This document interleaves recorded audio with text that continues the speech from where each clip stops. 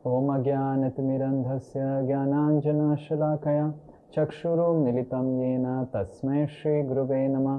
नमो ॐ विष्णुपादाय कृष्णप्रेष्ठाय भूतले श्रीमते भक्तिवेदान्त स्वामिनिति नामिने।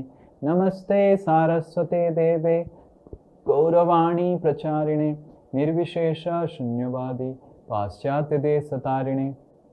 नमो महावदन्याय कृष्ण प्रेम प्रदायते कृष्णाय कृष्ण चैतन्य नामिने गौरतिशे नमः।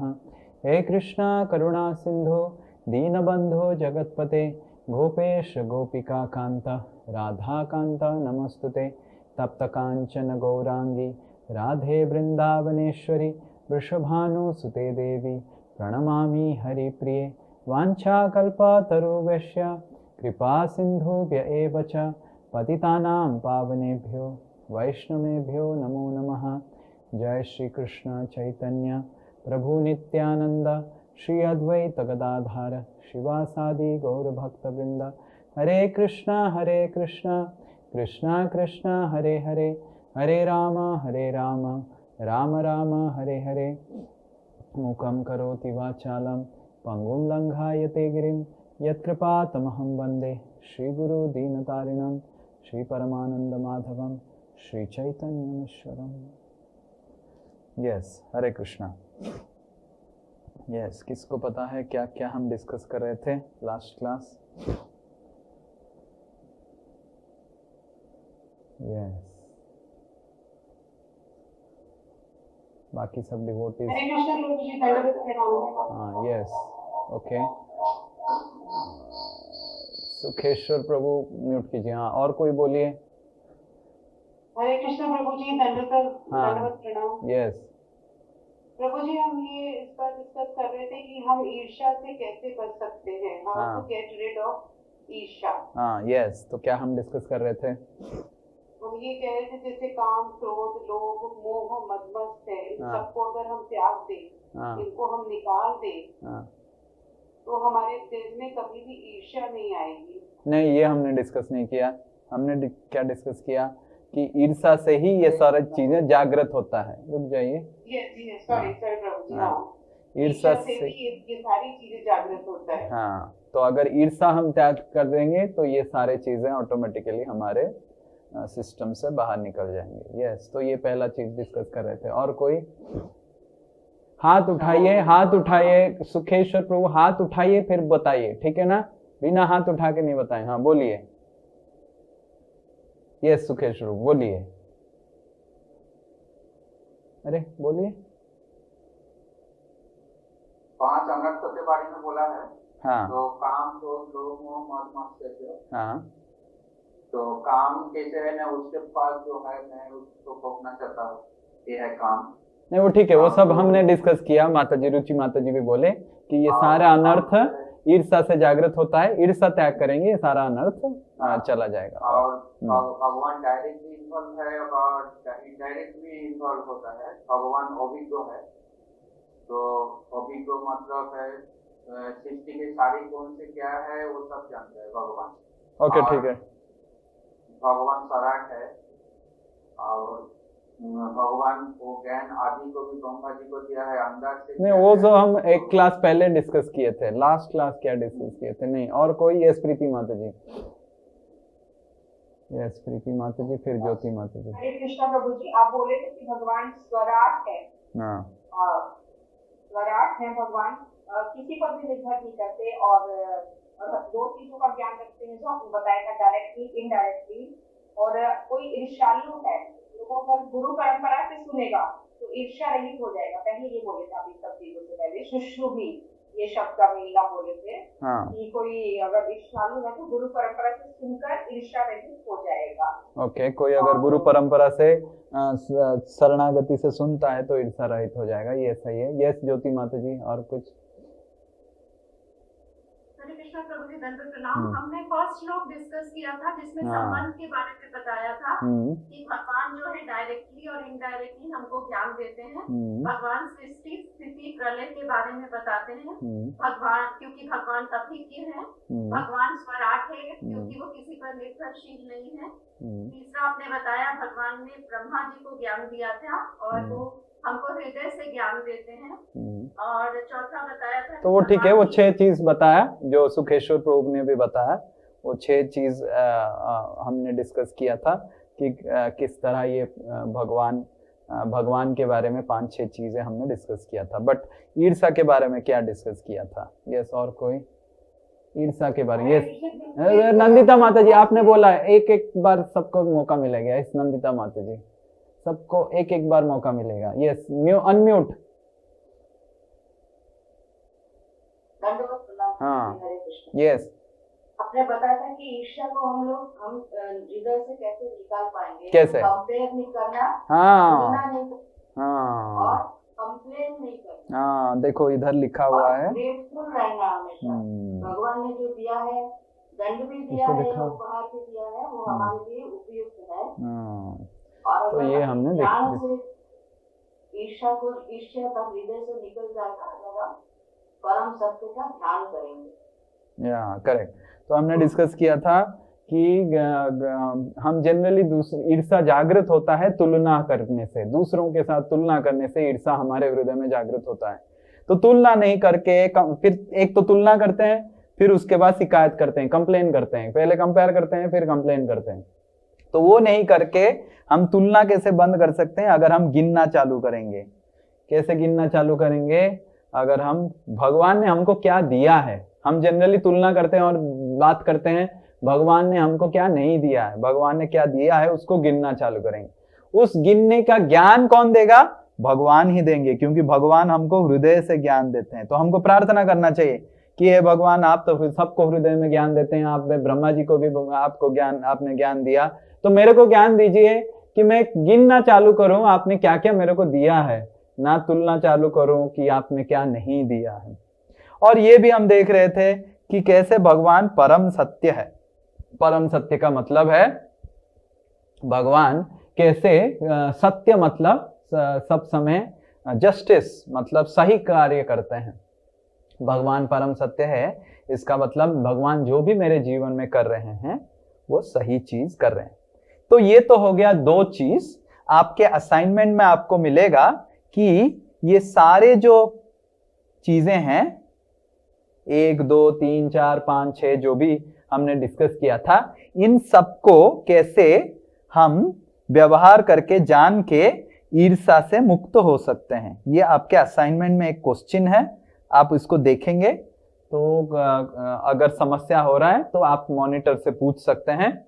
पर जैसे हमने क्या डिस्कस किया था कि अगर परम सत्य जान लेते हैं कि भगवान परम सत्य है तो फिर हम ईर्षा रहित हो सकते हैं। अगर जान लेते हैं कि भगवान हृदय में हमको ज्ञान देते हैं तो उसको हम कैसे व्यवहार कर सकते हैं ईर्षा रहित होने के लिए। तो ये सारे चीजों को जब हम जान जाएंगे भगवान के बारे में, एक एक चीज से हम जानने से हमारे हृदय में ईर्षा हम त्याग कर सकते हैं। तो कैसे एक एक चीज से जानने से भगवान के हमारे हृदय से ईर्षा हम निकाल सकते हैं, इसके ऊपर एक प्रश्न है आपके असाइनमेंट में जिसको आपको आपके ग्रुप में पढ़ के करना है। Is this clear? हमने 1 और 2 बस बताया इधर, बट बाकी चीजें आप खुद असाइनमेंट में करिए। Okay, is this clear? सब रीडिंग ग्रुप में है ना? Everyone is in the reading group. जो भी रीडिंग ग्रुप में है आप सब कीजिए। Okay, next we will discuss the 3rd verse. Okay, ओम नमो भगवते वासुदेवाय। ओम नमो भगवते वासुदेवाय।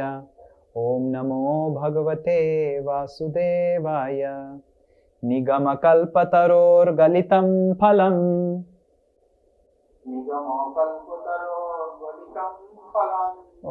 सुखेश्वर प्रभु कहीं और रूम में आइए, 2 रूम में आपका सेम जूम है। सुखमुखाद अमृत द्रव संयुतम।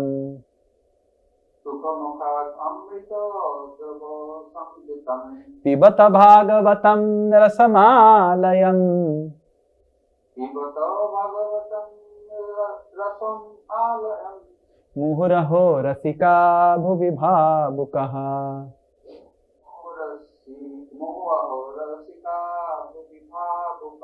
यस, और कोई? निगम कल्पतरोर्गलितं फलम्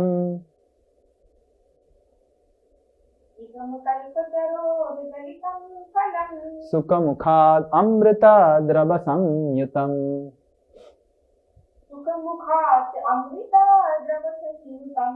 पिबत भागवतं रसमालयम्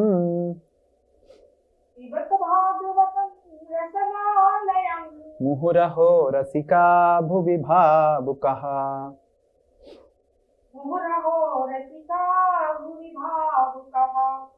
ओके, देखिए क्या भगवान बोल रहे हैं। ओके, श्रील प्रभुपाद की तात्पर्य पढ़ लीजिए एक जन, फिर उसके बाद हम डिस्कस करेंगे। ओके, पढ़िए कोई तात्पर्य, सॉरी ट्रांसलेशन पढ़िए एटलीस्ट। पिछले 2 श्लोकों में यह निश्चित रूप से सिद्ध हो गया है कि ट्रांसलेशन पढ़िए, ट्रांसलेशन, तात्पर्य नहीं, ट्रांसलेशन पढ़िए। हे विज्ञ एवं विचारशील जनों, वैदिक साहित्य रूपी कल्प वृक्ष के इस परिपक्व फल श्रीमद् भागवतम का रसवादन करो। यह शील सुखदेव गोस्वामी के मुख से निस्त्र हुआ है, अतएव ये और भी अधिक रुचिकर हो गया है। यद्यपि इसका अमृत रस मुक्त जीवों सहित समस्त जनों के लिए पूर्व से ही अस्वाद्य था। ओके, कैसा ट्रांसलेशन है, थोड़ा सा अजीब, समझ में नहीं आया, मेरे को तो समझ में नहीं आया ठीक से। ओके, जो भी है हम इसको डिस्कस करते हैं। निगम कल्पतरो, तो देखिए क्या लिखा हुआ है, निगम कल्पतरो, सब आप श्रीमद् भागवतम देख सकते हैं, इधर भी देख सकते हैं। निगम का अर्थ होता है वेद। सो वेद को इधर एक वृक्ष के साथ, कल्प वृक्ष के साथ तुलना किया गया। नो, एक कल्प वृक्ष के साथ तुलना क्यों किया गया है वेद को? क्योंकि वेद के ज्ञान से हम बहुत कुछ लाभ कर सकते हैं। वेद पढ़ के हम बहुत कुछ लाभ कर सकते हैं। हमको लगता है वेद केवल आध्यात्मिक ज्ञान के बारे में चर्चा करता है, पर वेद एक्चुअली सारे ज्ञान के बारे में चर्चा करता है। जैसे आयुर्वेद, कैसे शरीर को ठीक करना है, जैसे विमान शास्त्र, विमान शास्त्र मतलब कैसे उड़ने का विमान जो होता है, एरोडायनामिक्स, रसायन शास्त्र, केमिस्ट्री। तो उसी तरह वेद मतलब संपूर्ण ज्ञान वेद से हमको मिलता है, और ज्ञान से आप बहुत सारे चीजें प्राप्त कर सकते हैं। ये जो भी हमने देख रहे हैं, जैसे अभी कैमरा बना दिया वैज्ञानिक लोगों ने, जूम बना दिया, और मैं कुछ लिख रहा हूं आपको दिख रहा है, ये सारे सिस्टम ज्ञान से ही बना है, करेक्ट? तो ये ज्ञान भी वेद की ज्ञान है। हालांकि वैज्ञानिक लोग बोलते हैं कि हम वेद नहीं पढ़ते हैं, पर ये सब ज्ञान वेद से ही आया है। तो वेद मतलब संपूर्ण ज्ञान, और उसको एक कल्प वृक्ष की तरह तुलना किया गया है, क्योंकि एक जैसे कल्प वृक्ष होता है, कल्पना करने से आपको प्राप्त हो जाता है, उसी तरह आप जो भी कल्पना करेंगे वेद में वो ज्ञान ऑलरेडी है। जो भी कोई कल्पना करेगा, कुछ भी चीजें कल्पना करेंगे कि मेरे को ये चाहिए, मेरे को वो चाहिए, वो ज्ञान ऑलरेडी दिया गया है वेद में। इसीलिए वेद को कल्प वृक्ष के साथ तुलना किया गया है। और गलितम फलम मतलब वेद रूपी कल्प वृक्ष का ये श्रीमद् भागवतम क्या है? पक्का हुआ, पेड़ में पक्का हुआ फल है।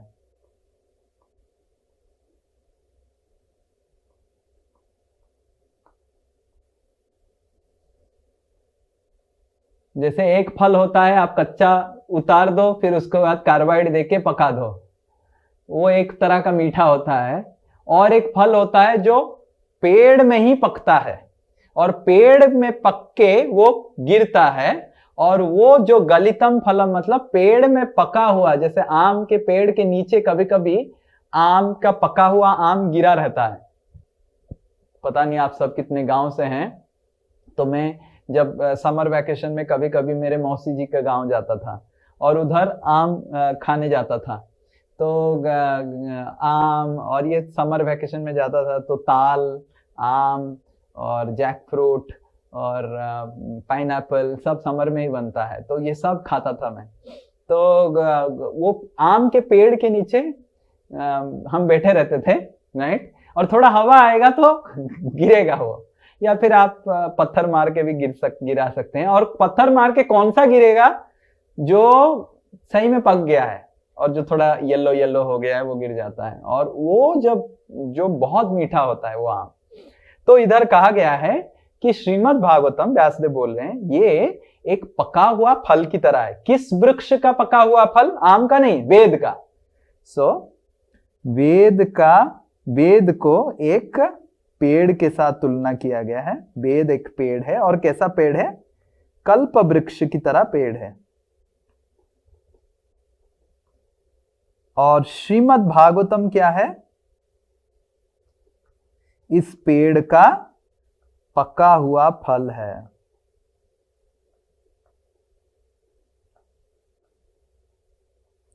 निगम कल्पतरु, निगम मतलब वेद, कल्पतरु मतलब वेद रूपी कल्पतरु का गलितम फलम, ये श्रीमद् भागवतम पका हुआ फल है। सुखमुखाद, अब देखिए नेक्स्ट, सुखमुखाद अमृत द्रव संयुतम।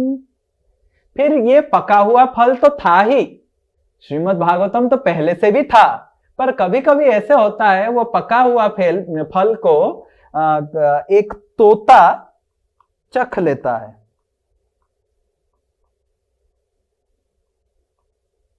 और जब वो तोता पका हुआ फल को चख लेता है और वो और भी मीठा हो जाता है। हालांकि आम का तो मेरे को पता नहीं तोता चखता है कि नहीं, पर हम तो भाड़े घर में रहे बचपन से ही।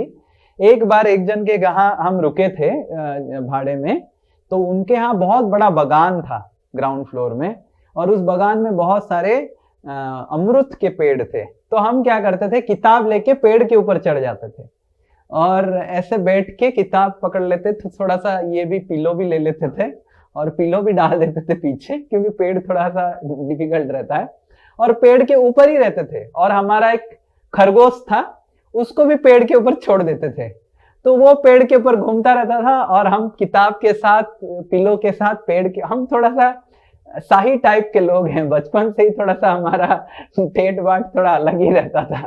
तो हम थोड़ा सा पेड़ के ऊपर ऐसे पिलो लगा के बैठ जाते थे और खरगोश को भी ऊपर घुमा लेते थे और पढ़ाई करते थे। और कभी कभी एक अमरूद तोड़ देते थे, जो पका हुआ अमृत है उसको खाते थे। और कुछ कुछ अमृत को तोता आके खाता था, उस बागान में तोता भी आते थे। तो और वो तोता वाला जो अमृत है वो बहुत ही मीठा रहता था।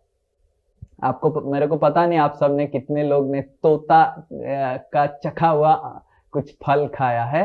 कौवा का चखा हुआ फल तीता होता है, बट ये तोता का चखा हुआ फल है, ठीक है। कौवा तो चख लेता है, शहर में कौवा रहते हैं, पर तोता का चखा हुआ फल। हरे कृष्ण। प्रभु जी, तोता को पता होता है कि कौन फल ज्यादा मीठा है, इसलिए उसको चखता है। ये पता नहीं मेरे को, मैं तो तोता नहीं हूँ, मैं मनुष्य हूँ, पर जो भी है इधर व्यासदेव बोल रहे हैं तोता का चखा हुआ फल बहुत मीठा होता है। और तो व्यासदेव क्या बोल रहे हैं, ये श्रीमद् भागवतम तो पहले से ही था। जैसे हमने पढ़ा, एक बार हमने देखा कि श्रीमद् भागवतम तो पहले से ही था। ब्रह्मा ने श्रीमद् भागवतम बोला, नारद मुनि ने श्रीमद् भागवतम बोला, फिर उसके बाद चतुष्कुमार ने श्रीमद् भागवतम बोला, फिर वो गोकर्ण ने श्रीमद् भागवतम बोला। तो बहुत सारे लोगों ने श्रीमद् भागवतम बोला है, पर सुखदेव गोस्वामी जो श्रीमद् भागवतम को सुन के बोले, वो ऐसा हो गया कि वो जैसे तोता उसी श्रीमद् भागवतम को चख के हमको दे रहा है। तो ये जो श्रीमद् भागवतम व्यासदेव बोल रहे हैं, हम दे रहे हैं, श्रीमद् भागवतम तो इटर्नल है, शाश्वत रूप से है इस संसार में। पर अभी जो श्रीमद् भागवतम का मैं रचयन करता हूं, रचना किया हूं, लिखा हूं, ये श्रीमद् भागवतम बड़ा ही विशेष है। और ये श्रीमद् भागवतम बड़ा विशेष क्यों है? क्योंकि ये सुखदेव गोस्वामी जो तोता है, उस फल को चखने के बाद ये श्रीमद् भागवतम ज्यादा मीठा है।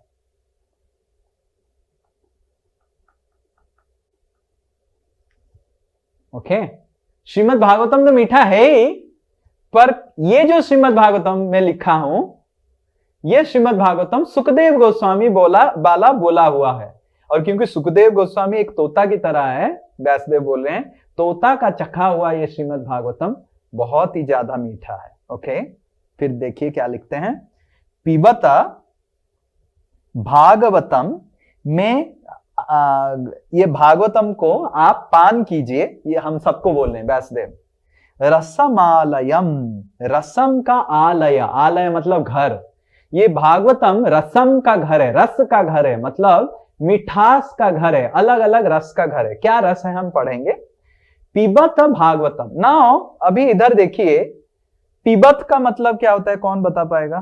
पिबत मतलब पीना। नाउ कोई बोल सकता है कि इधर बताया गया है भागवतम एक फल है जो सुख रूपी पक्षी सुखदेव गोस्वामी ने चख दिया, पर फल को कैसे पिए, फल को तो खाना चाहिए। फल का रस पिए। ओके, फल का रस पिए। Okay, good. थोड़ा खाएं, हाँ, थोड़ा टेस्ट, और थोड़ा थोड़ा खाएं, थोड़ा थोड़ा खाएंगे, चूस चूस के खाएंगे। ओके ओके, अच्छा। और कोई बोलिए, क्या बोलना चाहते हैं। भगवत का जो रस है वो आस्वादन किया। ओके, भगवान का जो रस है उसका आस्वादन किया, पर फल को पीना क्यों बोला गया है। फल को तो खाना चाहिए, फल को पीना क्यों बोला गया है। हो कोई नहीं। क्योंकि फल का एसेंस उसका रस है। ओके, फल का एसेंस उसका रस है। Okay okay okay. तो हमारे आचार्यगण बोलते हैं ये श्रीमद् भागवतम ऐसा फल है, इसमें गुटली नहीं है, और इसमें जो क्या है ऊपर का छाला, क्या बोलते हैं उसको, पिल, छिलका नहीं है और गुटली भी नहीं है। और क्योंकि इसका छिलका नहीं है और गुटली नहीं है, ये केवल रस ही है, और इसीलिए इसको पी सकते हैं, इसको चबाने की भी जरूरत नहीं है। ऐसा फल है श्रीमद् भागवतम।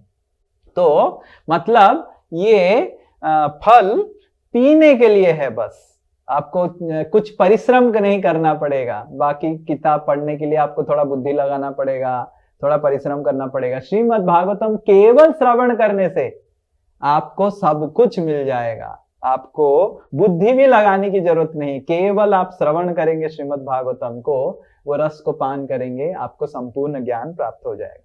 मुहुर मतलब बार बार, हर दिन। अहो रसिका, जो रस की आस्वादन करना चाहते हैं, भगवान के साथ रस की आस्वादन करना चाहते हैं। भूवि भावुका, भूवि मतलब पृथ्वी।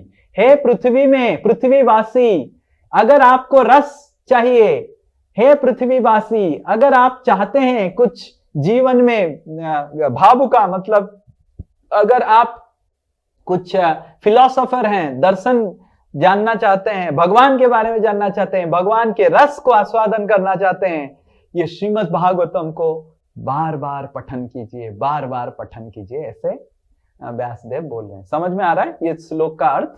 इस श्लोक में श्रीमद् व्यासदेव बोल रहे हैं कि ये जो श्रीमद् भागवतम है वेद रूपी कल्प वृक्ष का पका हुआ फल है, जिसको सुखदेव गोस्वामी ने चख के उसको और मीठा कर दिया है। और ये ऐसा फल है कि इसमें ना छिलका है ना गुटली है, रस का घर है, ये रसमालयम, पूरा रस ही रस है। तो आप इसको बस ऐसे ही पान कर सकते हैं, इसमें और कुछ जरूरत ही नहीं है।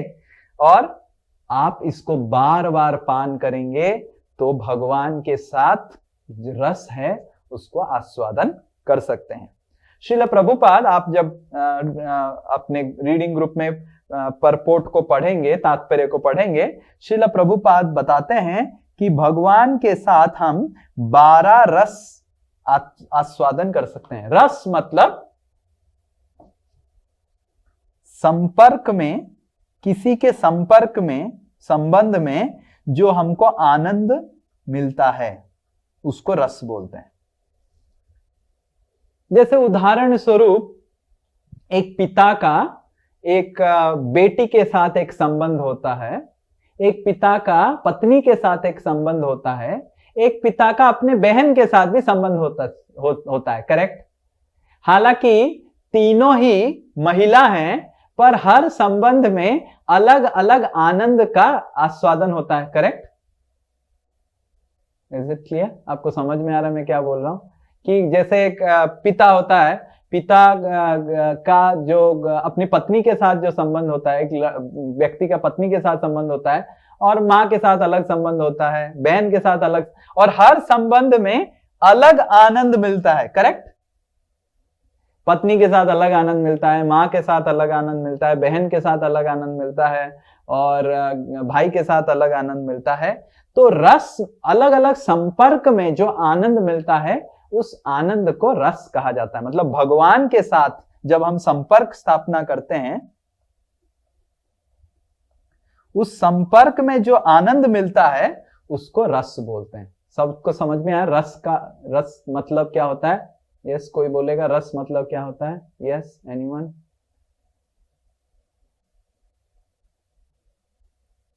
आनंद। ओके, क्या? किसी के संपर्क में रहकर जो आनंद मिलता है उसको रस कहा जाता है। यस, तो किसी के संपर्क में जो, उस संपर्क का जो आनंद है उसको रस बोलते हैं, और भगवान के संपर्क में जब आनंद मिलता है उसको इधर रस बोला गया है। तो अगर तात्पर्य पढ़ेंगे तो श्रील प्रभुपाद 12 रस के बारे में बताते हैं। उसमें से 5 प्रमुख रस हैं और 7 गौण रस है, सेकेंडरी। तो 5 प्रमुख रस श्रील प्रभुपाद बता रहे हैं और 7 गौण रस के बारे में बता रहे हैं। तो ये 5 प्रमुख रस क्या है, कौन बता पाएगा?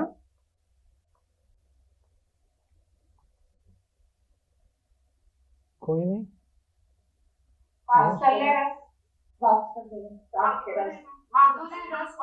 ओके, माधुर्य रस, दास्य रस, साक्ष्य रस,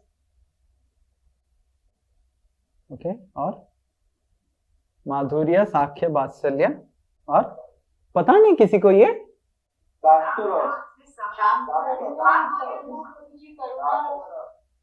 करुणा रस नहीं, करुणा रस नहीं, करुणा रस। ओके, सबके पास पेन पेपर है? सबके पास पेन पेपर है? किसके पास पेन पेपर नहीं है? कौन पेन पेपर के बिना बैठा हुआ है? सब, क्योंकि सब आप फिर से भूल जाएंगे। ओके, ओके, सो माधुर्य रस, वात्सल्य रस, साक्ष्य रस, फिर दास्य रस और शांत्य रस। तो ये 5 प्रमुख रस है। ओके, तो माधुर्य रस क्या होता है? जो पति पत्नी का, प्रेमी प्रेमिका का जो प्रेम होता है। भगवान के रिलेटेड बोलिए, माधुर्य रस क्या होता है?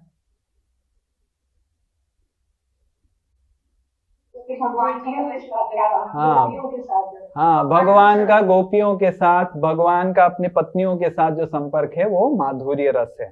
ओके, वात्सल्य रस, हाँ, माता पिता, कौशल्या, यशोदा और देवकी, नंद बाबा, वात्सल्य रस। साक्ष्य रस, हाँ, सुदामा, कृष्ण, अर्जुन और सुबल, यस। और दास्य रस, हनुमान जी, वेरी गुड, हनुमान जी। शांत्य रस, प्रहलाद महाराज, प्रहलाद महाराज। और वृंदावन में जितने पेड़ पौधे हैं, गाय, ये सब शांत्य रस में हैं। ओके, कुछ कुछ गाय लोग वात्सल्य रस में भी रहते हैं। ओके, तो माधुर्य, वात्सल्य, दास्य, साख्य, शांत्य, ये 5 प्रकार के भगवान के साथ हम संपर्क स्थापना कर सकते हैं। ओके, और 7 प्रकार के गौण रस हैं जो उधर लिखा हुआ है, हास्य, रौद्र, करुणा, विभत्स, भयानक, तो ऐसे करके और भी शायद ये कितना हो गया, 5 हो गया और 2 ठो कुछ तो है। तो इस तरह का 7 प्रकार के गौण रस हैं। और इसको गौण रस क्यों बोलते हैं? क्योंकि ये प्रमुख रस के ऊपर निर्भरशील है।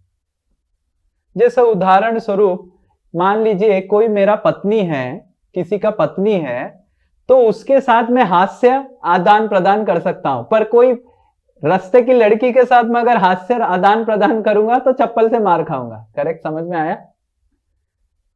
तो जब तक प्रमुख रस नहीं है, अगर गौण रस आप अप्लाई करेंगे तो फिर गड़बड़ भी हो सकता है। तो इसीलिए हमको पहले भगवान के साथ ये प्रमुख रस, हमारा एक ना कोई तो प्रमुख रस होना चाहिए, फिर हम भगवान के साथ ये गौण रस का आदान प्रदान कर सकते हैं। पर भगवान के साथ ये 12 रस की हम आदान प्रदान कर सकते हैं। 12 रस है, 5 प्रमुख है और 7 गौण है। पर भगवान के साथ हम ये जो रस आस्वादन करते हैं, इस रस आस्वादन करने से हमको जो आनंद मिलता है, उस आनंद से हम बाकी सारे इस भौतिक जगत की जितनी सारी चीजों की कामना है सब भूल सकते हैं। हमारे हृदय में अभी भी काम वासना है, ईर्षा वासना है और ये सब रहता है, क्योंकि अभी भी हम भगवान के साथ ये जो रस की आनंद अभी तक महसूस नहीं किए हैं। जैसे ही हम ये रस को आस्वादन को महसूस करेंगे तो हम हमारे हृदय से सारी ईर्षा वासना, काम वासना सब चला जाएगा। तो यहां पे वही चीज लिखा हुआ है जो हम 1-2 श्लोक उच्चारण करेंगे। ओके, तो ये श्लोक 3 स्कंद की 15 नंबर अध्याय में आता है। ओके ओके, तो कोई जो अब तक उच्चारण नहीं किया है, पारावतान्य,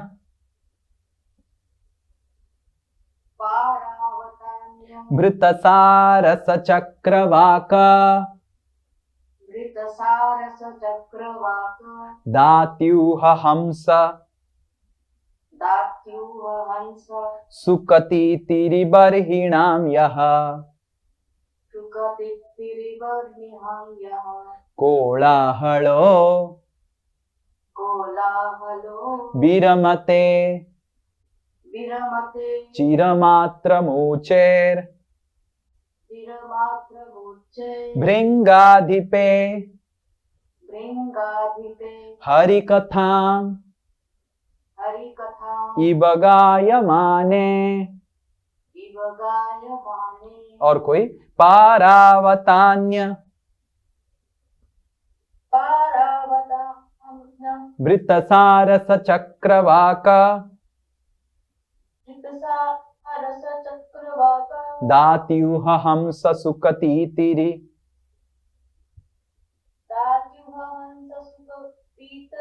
बर्हिणाम यः, कोलाहलो विरमते चिरमात्रमुचेर भृंगाधिपे हरिकथां इव गायमाने। ओके, तो इधर वैकुंठ में जो चिड़िया हैं इनको बारे में बताया गया है। देखिए, पारावत, पारावत मतलब क्या बोलते हैं पारा पक्षी को? पिजन, कबूतर, कबूतर, राइट। अन्यभृत, अन्यभृत मतलब कुकू, कुकू मतलब कोयल। सारस, सारस पक्षी जानते हैं? ओके, ये भी एक पक्षी है। चक्रवाका, ये भी एक पक्षी है। दात्यूह एक पक्षी है। हंस, आप सब जानते हैं हंस। सुक, तोता। तीतरी, तीतरी पक्षी है। तीतरी को क्या बोलते हैं? तीतर, तीतर पक्षी। ओके, तीतर। बरहिणाम, बरहिणाम इज मोर। ये सारे पक्षियों के बारे में बताया गया है। 1 2 3 4 5 6 7 8 9 प्रकार के पक्षियों के बारे में बताया गया है जो वैकुंठ में पक्षियों, ये सारे पक्षी लोग रहते हैं। और ये सारे पक्षी लोग जो हैं वो अलग अलग आवाज करते रहते हैं। और जो आवाज करते हैं, इनका जो आवाज होता है बहुत ही मधुर होता है।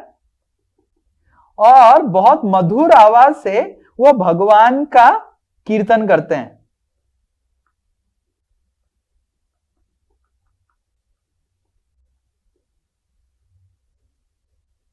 बहुत बहुत सुंदर आवाज से वो भगवान का कीर्तन करते हैं ये सारे पक्षी लोग। पर ये सारे पक्षी लोग कभी कभी कीर्तन करते हैं ऐसे भगवान का,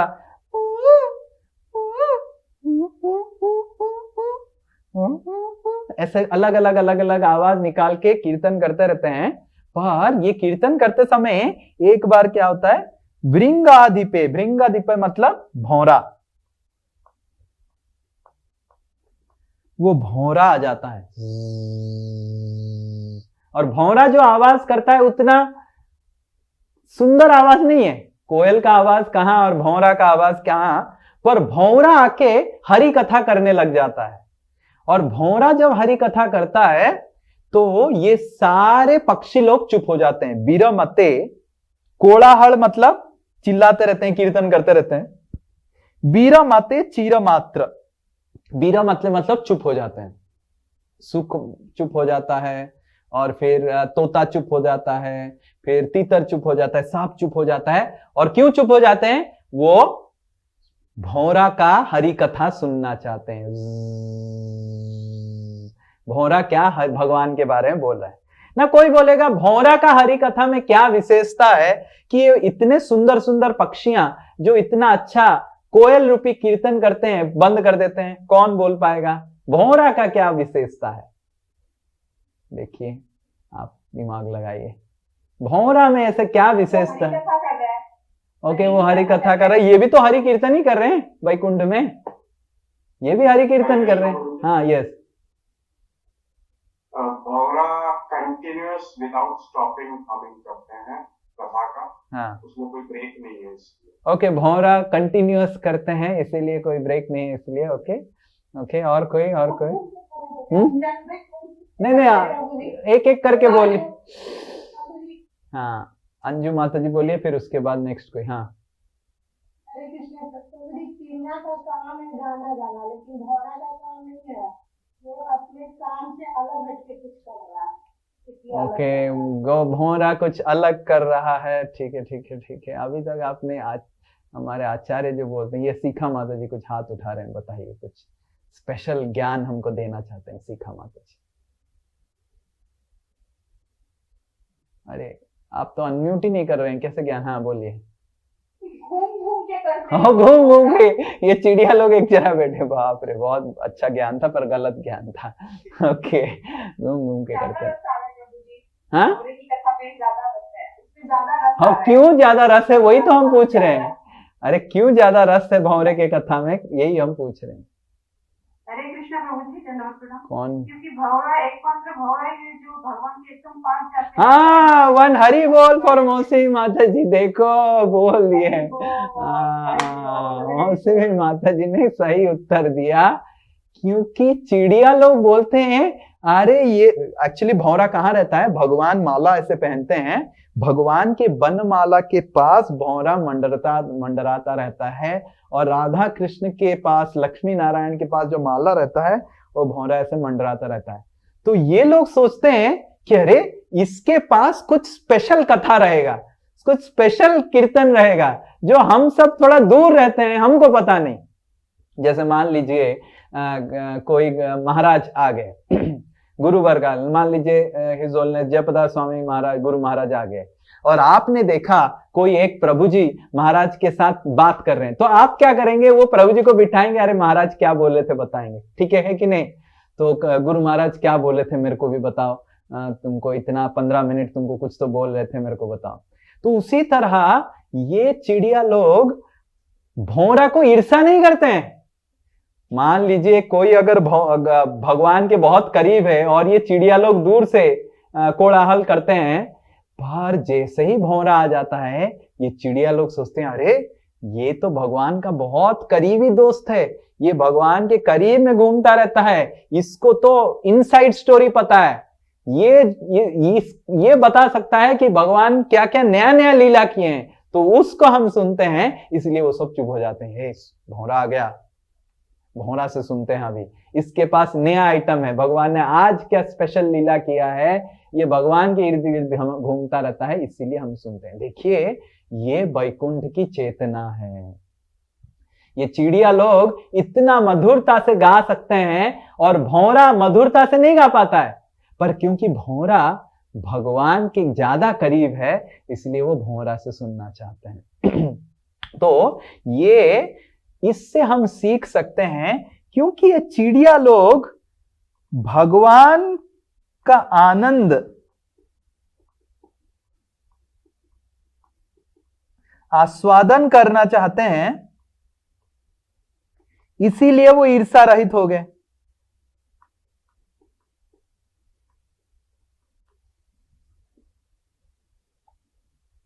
जैसे उदाहरण स्वरूप आपको आप किसी से कोई व्यक्ति है जो आपको ये राधा गोविंद महाराज बताते हैं। तो वो बोलता है कि मैं आपको मारना चाहता हूं, ठीक है ना, कोई आपको बहुत गुस्सा करता है आपके ऊपर और आपको मारना चाहता है, पर वो मारेगा कैसे? वो सोने के ईंट से आपको मारना चाहता है। कितने लोग वो सोने के ईंट से मार खाना चाहेंगे? और जो आपके ऊपर लगेगा वो आप रख सकते हैं आपके पॉकेट में, ऐसा वो बोल रहा है। मैं आपके ऊपर बहुत गुस्सा हूं, आपको सोने से मारूंगा, सोना का बड़ा बड़ा ईंट से मारूंगा, और जो आपको हिट करता है आप वो रख सकते हैं, जो हिट नहीं करता है वो फिर मेरा हो जाएगा। तो आप क्या करेंगे बताइए? किसी को डाउट लग रहा है? हाँ, आप ऐसे ऐसे हाथ फैलाएंगे, अरे ज्यादा सोना बजना चाहिए मेरे को, अरे और मारो, इधर भी मारो उधर भी मारो, दौड़ दौड़ के अलग अलग जितना मार हो सके उतना खाएंगे। करेक्ट है कि नहीं? तो उसी तरह हिज होलीनेस राधा गोविंद महाराज बताते हैं कि जब हम भगवान का आनंद, क्योंकि उसको पता है सोना का वैल्यू क्या है, और क्योंकि वो सोना का वैल्यू पता है उसको कष्ट नहीं लगता है, अरे मार सोना मिल रहा है, पॉकेट गर्म हो रहा है, क्या ये बाद में हॉस्पिटल जाके एक सोना का थोड़ा सा 10 ग्राम यूज कर लूंगा तो हॉस्पिटल का सारा खर्चा मेरा उठ जाएगा, फिर बाकी तो सब सोना मेरा है कि नहीं? हाँ, तो हिज होलीनेस राधा गोविंद स्वामी महाराज एक बार बता रहे थे, तो इस तरह हमको समझना चाहिए, जब हम भगवान का रस की, क्योंकि उसको सोना पता है, सोना का वैल्यू पता है, तो उसको बाकी मार वार कुछ लगता नहीं। उसी तरह जब हम भगवान का रस आस्वादन करने लग जाएंगे, जिस तरह ये चिड़िया लोग रस आस्वादन करते हैं, उनका हृदय से सारा ईर्ष्या चला जाता है। वो सोचते नहीं कि अभी हम भृंग से सुनेंगे, क्योंकि रस तो जहां से भी मिल रहा है उसको वहां से सुनने का मौका मिल जाता है, तो वो खुश हो जाता है। अगर भौरा आके भगवान का कथा बोल रहा है, बहुत अच्छा, वो ईर्ष्या नहीं करते हैं, भौरा को बिठा देते हैं व्यासासन में, बोल तुम और बोल क्या भगवान ने लीला किया। तो ईर्ष्या रहित होने का और एक तरीका है भगवान की आनंद, भगवान की रस के आनंद को आस्वादन करना, भगवान की कथा की आनंद को आस्वादन करना। अगर वो हम आनंद आस्वादन करते हैं, इस दुनिया के जो चीजें हैं उसका हमको फीका पड़ जाएगा। ये दुनिया के जितने सारे चीजें हैं जिससे हम ईर्ष्या करते हैं, किसी के पास गाड़ी है, किसी के पास और कुछ है, ईर्ष्या करते हैं, ईर्ष्या नहीं करके और हम ज्यादा से ज्यादा उस रस को आस्वादन करने का कोशिश करेंगे, और जहां से भी रस मिलता है वहां से हमको प्राप्त करने का इच्छा हो जाएगा। मान लीजिए कोई भक्त को भगवान का ज्यादा कृपा मिल रहा है, तो उसको ईर्षा नहीं करके हम उस भक्त के पास चले जाएंगे कि अरे बोलो क्या तुमको कृपा मिला, क्या भगवान ने तुमको मिला। जिस तरह ये चिड़िया लोग, भौरा को ज्यादा कृपा मिल रहा है कि नहीं, भौरा को ज्यादा कृपा मिल रहा है, और चिड़िया लोग ईर्षा नहीं कर रहे हैं। चिड़िया लोग भौरा को व्यासासन में बिठा दिए, बोलो क्या भगवान ने लीला किया, तुम हमको बताओ। हरि कथाम इव गायमाना। तो इस तरह अगर हम भगवान की रस को आस्वादन करेंगे, भगवान हमारे लिए मीठा बन जाएंगे, तो ये जगत की ईर्षा हमारे लिए फीका बन जाएगा। आपको समझ में आ रहा है? पर क्योंकि अभी तक हमारा भगवान का रस हमको मीठा नहीं लग रहा है, इसीलिए किसी भक्त का छिद्र निंदा करना या फिर किसी से ईर्षा करना, किसी को ये बोलना वो करना, ये सब करना, चुगली करना, ये सब हमको अभी मीठा लग रहा है। क्यों? क्योंकि अभी तक हमने भगवान की रस का आस्वादन किया ही नहीं है, किया ही नहीं है। तो इस तरह बोलने। और एक हम पढ़ेंगे, मंदार कुंद, जो अभी तक पढ़ा नहीं।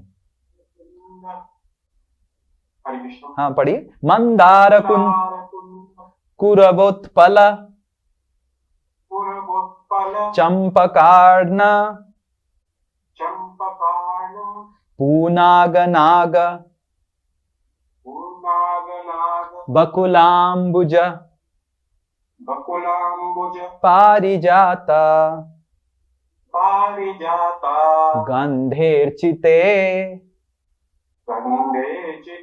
तुलसिका भरणेन तस्या यस्मिन् तपा सुमनसो बहुमानयन्ति। अब देखिए ये फूलों के बारे में बताया गया है। मंदार मतलब मंदार फूल, कुंद मतलब कुंद फूल। आप सब पता नहीं, मंदार फूल तो देखा होगा, कुंद फूल, कुंद करके एक फूल होता है। कुरब, कुरब एक फूल है। उत्पल, उत्पल मतलब लिली, वाटर लिली। चंपक, चंपक फूल, चंपकान्न। पूनाग, नाग, बकुला, अंबुजा, पारिजाता। तो 1 2 3 4 5 6 7 8 9 प्रकार के फूलों के बारे में इधर बताया गया है। तो ये 9 प्रकार के फूल बहुत सुगंधित है। ये सारे फूलों में, ये कलयुग का फूल नहीं है, बहुत सुंदर है। और रोज नहीं है इधर, देखिए रोज का नाम नहीं है, ये रोज कलयुग का फूल है जो भी बदबू मारता है। पर ये सारे जो फूल है बहुत खुशबूदार है, वैकुंठ के ये फूल हैं। और गंधे अर्चिते, गंधे, ये गंध में एक्सपर्ट हैं, बहुत अच्छा गंध मारते हैं, बहुत सुंदर गंध मारते हैं। अर्चित मतलब ये 9 प्रकार के फूल जो बहुत सुंदर सुगंधित फूल है, और अर्चना करते हैं, पूजा करते हैं। ये 9 प्रकार के फूल मिलके पूजना करते हैं। पूजा करते हैं किसका? तुलसी देवी का, जिसका कोई सुगंध ही नहीं है। तो ये 9 प्रकार के फूल तुलसी का पूजा करते हैं, तुलसी का अर्चना करते हैं। क्यों? क्योंकि फूल लोग सोचते हैं अरे हम तो गले में लटके हुए हैं ऐसे केवल माला की तरह, पर ये तुलसी तो भगवान के चरण में हर समय रहती है, इसीलिए तुलसी का क्या सौभाग्य है, हमको तुलसी का उपासना करना चाहिए। तो ये वैकुंठ की चेतना है। तुलसी देवी का जो भाग्य है वो फूलों से भी ज्यादा है। फूल लोग भगवान के गले में अटके हुए हैं, लटके हुए हैं, पर तुलसी देवी भगवान के चरण में है। पर ये फूल लोग ईर्षा नहीं कर रहे हैं, ये फूल लोग तुलसी देवी को प्रेम कर रहे हैं, अर्चना कर रहे हैं, उनकी आराधना कर रहे हैं। राइट? तो हम जब भगवान के पार्षदों को इस तरह आराधना करेंगे तो ईर्षा रहित हो सकते हैं। पर ये ईर्षा रहित कैसे हो सकते हैं? क्योंकि ये सारे लोगों को पता है। अभी देखिए अगला श्लोक में क्या लिखा हुआ है, ये श्लोक पढ़ेंगे और आज एंड करेंगे। तो 2 चीज हमने देखा। क्या देखा? चिड़िया लोग कैसे बहुत सुंदर गा सकते हैं, पर भौरा जो सुंदर गाता नहीं है उसका सुनना चाहते हैं। क्यों? क्योंकि भौरा भगवान के करीब है। और सुंदर सुंदर फूल लोग जो बहुत सुंदर हैं और सुगंधित हैं, दोनों हैं, वो भगवान की प्रियसी तुलसी को आराधना करते हैं, अर्चना करते हैं। क्यों? क्योंकि तुलसी भगवान के चरण में रहती है और फूल लोग गले में लटके रहते हैं। भगवान के ज्यादा करीब है, भगवान की ज्यादा प्रियसी है तुलसी, कृष्ण प्रियसी, उसका आराधना करते हैं। तो ये ईर्ष्या से कैसे हम मुक्त पाए, ये कैसा है, ये अगले श्लोक में इधर बताया गया। ये बहुत ही महत्वपूर्ण श्लोक है। यत् संकुलम,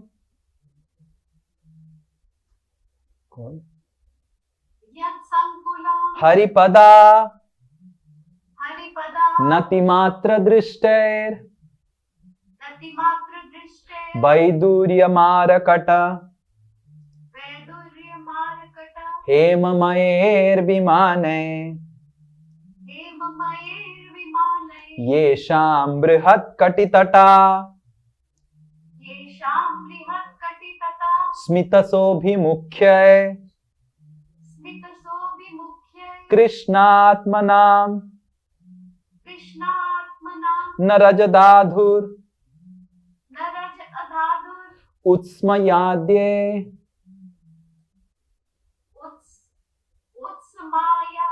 दे दे very good, very good. Okay, यत् संकुलम हरिपदा नति मात्र दृष्टे। देखिए क्या बता रहे हैं।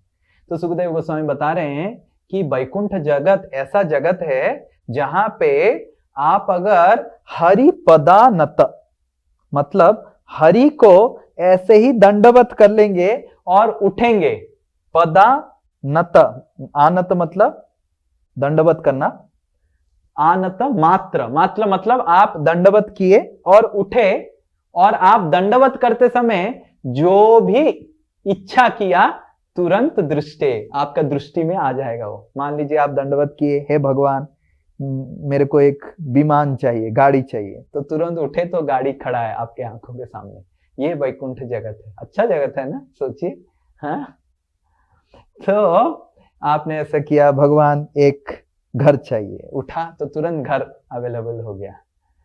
तो वैकुंठ जगत में आपको ईर्ष्या करने की जरूरत ही नहीं है, क्योंकि आपको जो चाहिए भगवान दे देंगे, तो ईर्ष्या क्यों करें। आपको लग रहा है कि ये भगवान मेरे को रसगुल्ला चाहिए, तुरंत आपको मिल जाएगा। आपको गाड़ी चाहिए, मिल जाएगा। यहां तक कि वैदूर्य मारकट हेममयेर विमाने, वैदूर्य मतलब वैदूर्य मणि, वैदूर्य मणि से जड़ा हुआ आपको विमान भी मिल जाएगा अगर आप भगवान को दंडवत करेंगे। बाकी चीजें तो बहुत ही कम पैसा का है। तो ये वैकुंठ जगत है।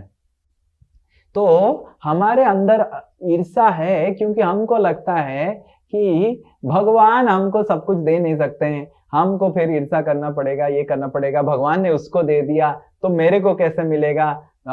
तो हमको समझना चाहिए भगवान सबको एक एक ब्रह्मांड भी दे सकते हैं, भगवान के पास इतना शक्ति है। पर हम क्या करते हैं, खाली ईर्ष्या करते रहते हैं, दूसरों से ईर्ष्या कर लेते हैं। और जैसे ही हम भगवान की भगवत्ता के बारे में जानेंगे, भगवान की मधुरता के बारे में जानेंगे, भगवान के साथ रिश्ता का आदान प्रदान करेंगे, आस्वादन करेंगे, हम ये सारे ईर्ष्या भावना हमारे हृदय से चला जाएगा। हमारे अंदर ईर्ष्या भावना है क्योंकि हम भगवान की ये भगवत्ता जानते नहीं। भगवान ने जिसको दिया है, किसी और को अगर दिया है जिससे हम ईर्ष्या कर रहे हैं, वो भगवान ने दिया है। और भगवान से प्रार्थना करेंगे मेरे को भी मिल जाएगा, आपको भी मिल जाएगा, आपको ईर्ष्या करने की कोई आवश्यकता नहीं। पर हम ईर्ष्या करते हैं क्योंकि हम सोचते हैं कि अरे शायद उसको मिल गया तो मेरे को नहीं मिलेगा। ऐसा नहीं है, उसको मिल गया तुमको भी मिलेगा, 10 लोगों को मिलेगा, पूरा अनंत ब्रह्मांड भी मिलेगा तुमको, अगर भगवान की आराधना हम कोई करता है। तो इस तरह हम ये 3 श्लोकों को इस तरह समझ सकते हैं श्रीमद् भागवतम में, और समझ जाएंगे अच्छे से ये 3 श्लोक तो हमारे हृदय से ईर्ष्या चला जाएगा और भगवान के साथ हमारा रिश्ता जागृत हो जाएगा। हरे कृष्णा कृष्ण कृष्ण हरे हरे, हरे राम राम राम हरे हरे। किसी का कोई प्रश्न है तो पूछ सकते हैं। ओके, ज्योति माता जी, यस। तो हम लोग प्रभु जी जब असाइनमेंट करेंगे तो ये तीनों श्लोक को रेफर करते हुए करेंगे फिर? तो असाइनमेंट में प्रश्न आप करते रहिए, उस प्रश्न में सब जगह जहां जहां प्रश्न है, जैसे जैसे प्रश्न है आप उत्तर देते रहिए, वो हो जाएगा। उसमें लिखा हुआ है कौन से कहाँ पे श्लोक कौन सा रेफर करना है। ओके, जहां जहां जैसे जैसे क्वेश्चन में लिखा हुआ है आप क्वेश्चन फॉलो कीजिए, हो जाएगा। ओके, और कुछ? प्रभु जी श्रृंगार रस में आता है। श्रृंगार रस माधुर्य रस का दूसरा नाम है। माधुर्य रस का दूसरा नाम श्रृंगार रस है। ओके, और कुछ? यस, ध्रुव मंगल प्रभु। हरे कृष्णा प्रभु। हाँ, क्योंकि साक्ष्य और सांख्य में थोड़ा सा डिफरेंस कंफ्यूजन है। साख्य और सांख्य? और सांख्य, सांख्य योग है, साख्य रस है। अपनी जो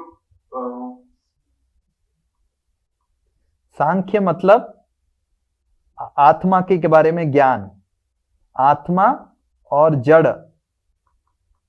जड़ वस्तु क्या है, आत्मा क्या है, भगवत गीता का 2nd चैप्टर। आत्मा क्या है, जड़ पदार्थ क्या है, ये सांख्य योग है। संख्या, आत्मा क्या है, जड़ पदार्थ क्या है। साख्य रस मतलब, साख्य मतलब भगवान के साथ सखा का रस, ये भगवान के साथ एक रिश्ता है जो हम वो कर सकते हैं। तो ये 5 रस जो भगवान के साथ डायरेक्ट में, हाँ, साक्ष्य और सांख्य दोनों आया? नहीं, कहा? सांत्य, सांत्य है, सांख्य नहीं है, ये सांत्य। ओके, शायद आपने पढ़ा नहीं ठीक से। कहाँ गया वो, कहाँ लिखा था मैंने वो, कहाँ?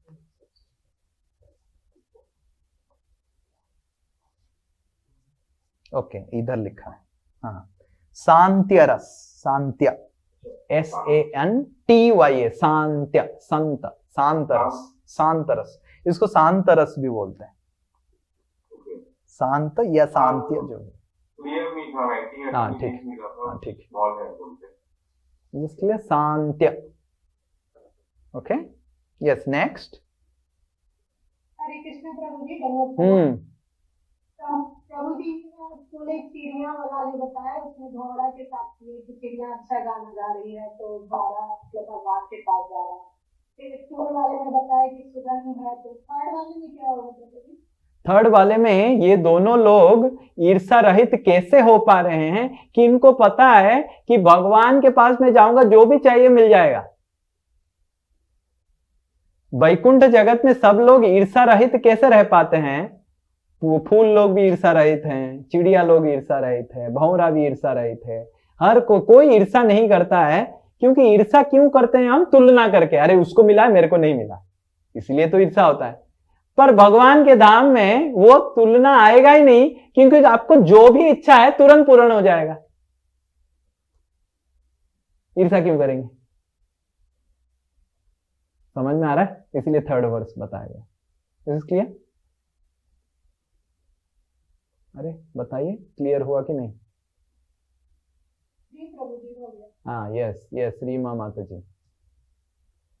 हरे कृष्ण प्रभु जी, प्रभु जी, गौण रस में क्या क्या है? गौण रस में 7 रस हैं, वो तात्पर्य में पढ़ेंगे तो आएगा। मैं इधर 5 ही लिखा हूं और 2 मेरे को याद नहीं आ रहा है। हास्य, रौद्र, करुणा, विवश्च, भयानक और कुछ है शायद, उधर लिखा हुआ है तात्पर्य। हाँ, आश्चर्य, हाँ, अद्भुत रस। नहीं, श्रृंगार माधुर्य है, श्रृंगार नहीं है। प्रभु जी, वीर रस है, वीर रस और दया। हाँ, दया रस। वीर रस को रौद्र रस भी बोलते हैं, ये वीर रस को रौद्र रस भी बोलते हैं। दया रस है ये 7 प्रकार के। हास्य, वीर्य या रौद्र, करुणा, विभश्च, भयानक, अद्भुत, दया, तो ये 7 गौण रस है। ओके, तात्पर्य में लिखा हुआ। और कुछ?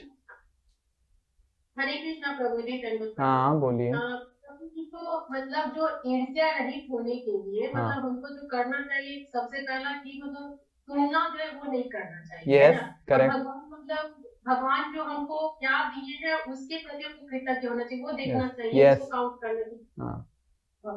और कुछ अगर आपको चाहिए तो ईर्ष्या करने की जरूरत नहीं है, भगवान से प्रार्थना कीजिए, भगवान आपको दे देंगे अगर आपके लिए सही है तो। पर आपके लिए अगर सही नहीं है, आपके आध्यात्मिक जीवन के लिए सही नहीं है, भगवान नहीं देंगे। तो वो भी आपको समझना चाहिए, ये मेरे लिए सही नहीं है, भगवान ने नहीं दिया। समझ में आ रहा है?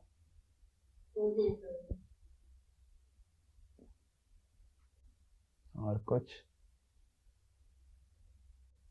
तो प्रभु जी वैकुंठ में भी आप उसके पात्र हैं कि नहीं है इसकी विवेचना होगी।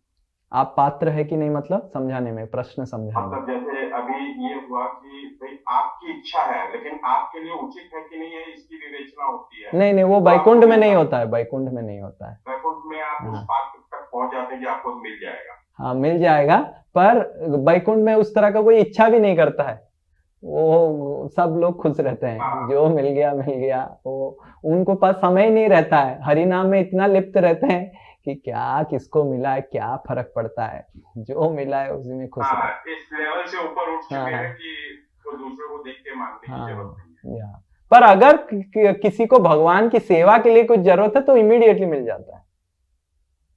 ओके, और कुछ?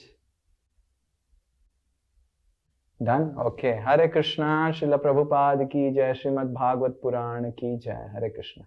हरि बोल।